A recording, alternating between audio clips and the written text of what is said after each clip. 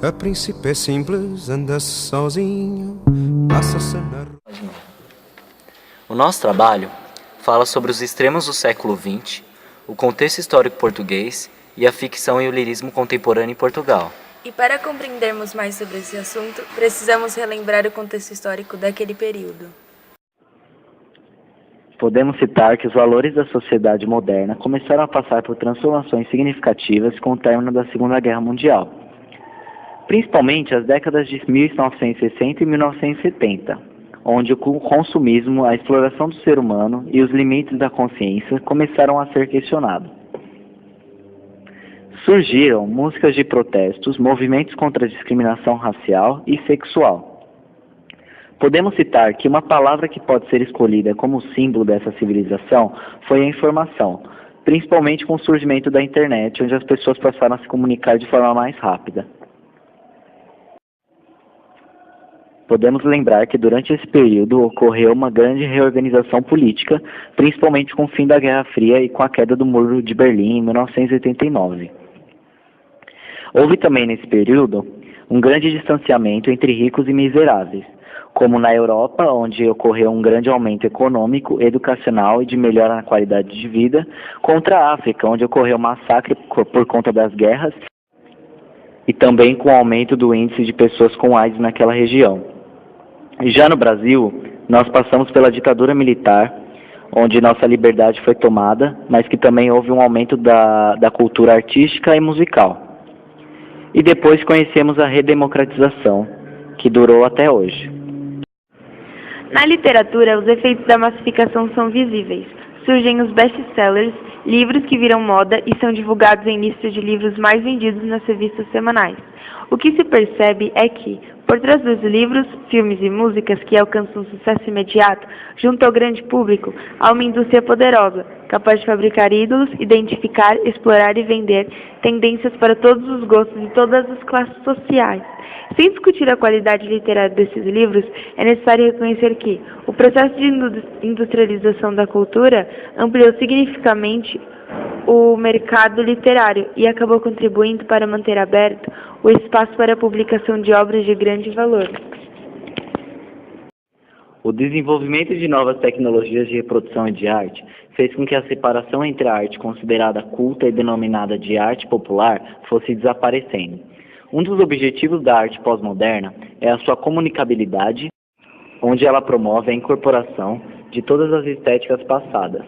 Um outro traço característico de sua produção é a intertextualidade, que são textos escritos no passado e relidos a partir de uma visão paródica, onde o ser humano da alta sociedade pós-moderna parece cultuar uma postura nihilista, onde ele não acredita em nada, não luta por nenhum ideal humanista e seu grande Deus é o consumo.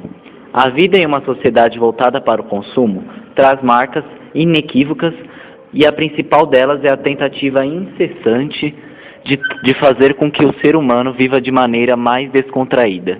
Por isso é comum a produção literária pós-moderna encontrar temas sérios com humor. A ficção contemporânea em Portugal. O clima de tensão política vivido em Portugal nas últimas 3 décadas do século XX, José Cardoso Pires e Augustina Bessa Luís consolidaram sua obra ficcional, A Força dos Romances. Podemos citar que Antônio José Saramago mereceu atenção especial, pois contribuiu para expandir os limites da literatura portuguesa. Um dos principais autores que podemos citar sobre a ficção contemporânea em Portugal é Lobo Antunes. Ele foi um médico psiquiatra que se transformou após passar 3 anos em Angola na fase da guerra colonial. Dessa experiência que ele passou, ele publicou o mais conhecido de seus romances, chamado Os Cus de Judas, publicado em 1979. A narrativa desse livro era autobiográfica, onde o personagem principal foi enviado para servir em Angola e não entendia a lógica da guerra. E podemos ver essa incapacidade de compreender a lógica da guerra em um dos trechos a seguir. Éramos cerca de 20 militares que tornavam ao leste, a fumar em silêncio no banco de pau, de feições desabilitadas de expressão à laia de retrato das fotomaton. Vivia há 1 ano com os mesmos homens e não sabíamos nada uns dos outros. Não decifrávamos nada nas órbitas ocas uns dos outros. O rosto com que saía para a mata era rigorosamente idêntico ao que se trazia da mata. A pouco e pouco a usura da guerra. A paisagem sempre igual de areia e bosques magros. Os longos meses tristes do cacimbo que amareleciam o céu e a noite do iodo dos daguerreótipos desbotados. Haviam-nos transformado numa espécie de insectos indiferentes, mecanizados para um cotidiano feito de espera sem esperança. Éramos peixes, percebe? Peixes mudos em aquários de pano e de metal, simultaneamente ferozes e mansos, treinados para morrer sem protestos, para nos entendermos sem protestos nos caixões das tropas, nos fecharem a maçarico lá dentro, nos cobrirem com a bandeira nacional e nos reenviarem para a Europa no porão dos navios. De medalha de identificação na boca do intuito de nos impedir a veleidade de um berro de revolta. Nunca ouvi um militar dizer fulano tal é corajoso. A palavra era sempre a mesma, duro. É duro. Mas ao mesmo tempo lá, e havia posições muito diversas, o Ernesto Melo Antunes, por aí fora, não havia uma palavra sobre a justiça ou a injustiça da guerra. Lembro-me uma vez de ver um rapaz que morreu e o Ernesto, com os olhos cheios de lágrimas, dizer: eu tinha jurado que os levava a todos. Ele queria voltar com os rapazes todos. Né? Era um homem frontalmente contra a guerra, tinha sido o único oficial do quadro permanente,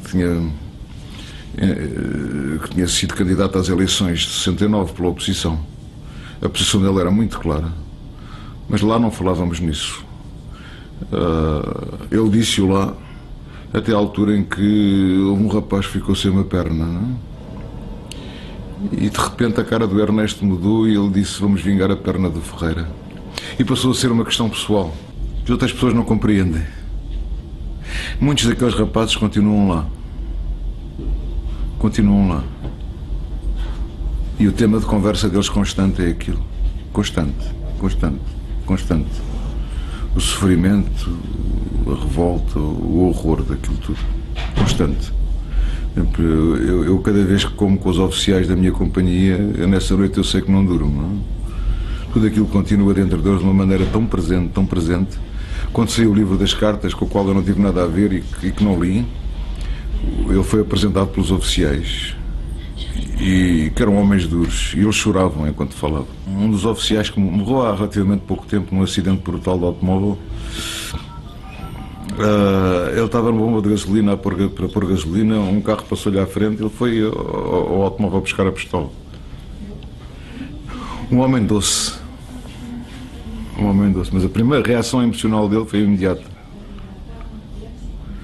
E depois era muito difícil elaborar estas emoções. Muito difícil. Havia como uma regressão e voltávamos àquele estado. Estar com eles, ao mesmo tempo, é uma alegria para mim, mas é difícil. Sai dali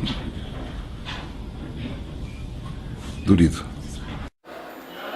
Outro autor que podemos citar como importante no período da ficção contemporânea em Portugal foi José Saramago. Ele foi o primeiro escritor da língua portuguesa a ser agraciado com o Prêmio Nobel da Literatura em 1998. Ele tornou-se mundialmente famoso com o romance Memorial do Convento, no qual ele traça um retrato do Portugal barroco durante o reinado de Dom João IV. Esse livro tematizou a tensão entre o saber científico e a força da fé e do misticismo.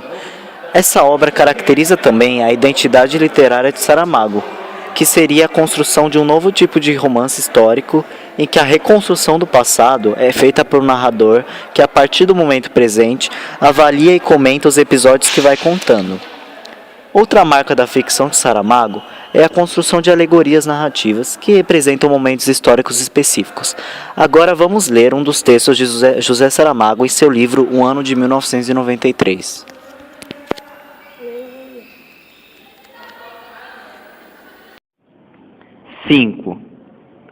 A cidade que os homens deixaram de habitar está agora sitiada por eles. Não deve passar em claro o exagero que há na palavra sitiada. Como exagero haveria na palavra cercada ou outra qualquer sinônima, sem qualquer levantar a debatida questão da sinônima perfeita. Os homens estão apenas em redor da cidade, tão incapazes de entrarem nela como de se afastarem para longe definitivamente. São como borboletas da noite, atraídas não pelas luzes da cidade que já se apagaram há muito, mas pelo perfil desarticulado dos telhados e das empenas e também pela rede impalpável das antenas de televisão. De dia uma enorme ausência guarda as portas da cidade, e as ruas têm aquele excesso de silêncio que há no que foi habitado e agora não. Na cidade apenas vivem os lobos. Deste modo, se tendo invertido a ordem natural das coisas, estão os homens fora e os lobos dentro. Nada acontece antes da noite. Então saem os lobos a caçar os homens e sempre apanham algum, o qual entra enfim na cidade, deixando por onde passa um regueiro de sangue. Ali onde em tempos mais felizes combinara com parentes e amigos almoços, intrigas e calúnias, e caçadas aos lobos.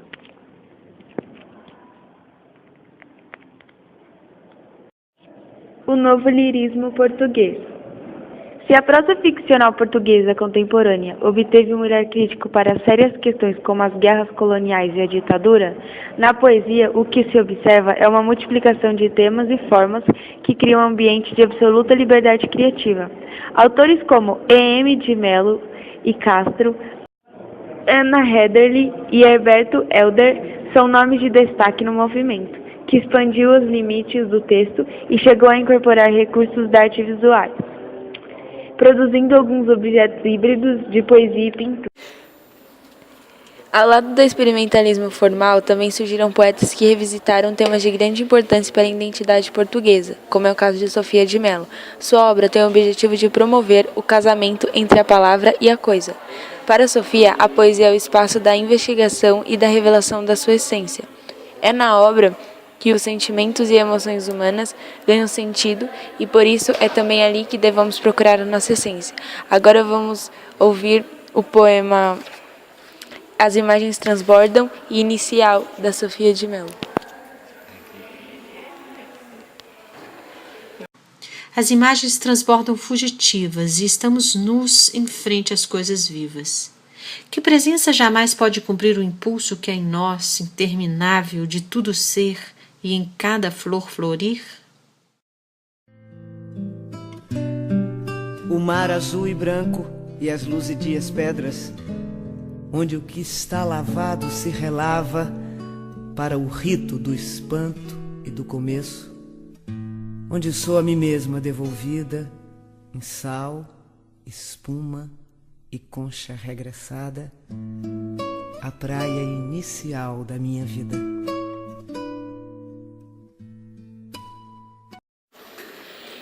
Gonçalo Tavares é um jovem escritor que, em apenas 5 anos, conquistou importantes prêmios literários portugueses. Sua primeira obra, Livro da Dança, foi publicada em 2001, e de lá para cá surgiram romances, peças de teatro, pequenas ficções e livros de poesia, em um total de 22 títulos. Sua produção lírica traz a marca dos grandes poetas, capazes de revelar de modo inesperado a transcendência das coisas, gestos e pequenos acontecimentos, que sequer costumam ser percebidos pelas pessoas.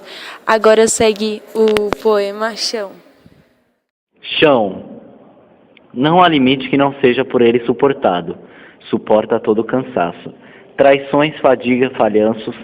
Aconteça o que acontecer, tens um corpo que pesa e um chão, mudo, imóvel, que não desaparece.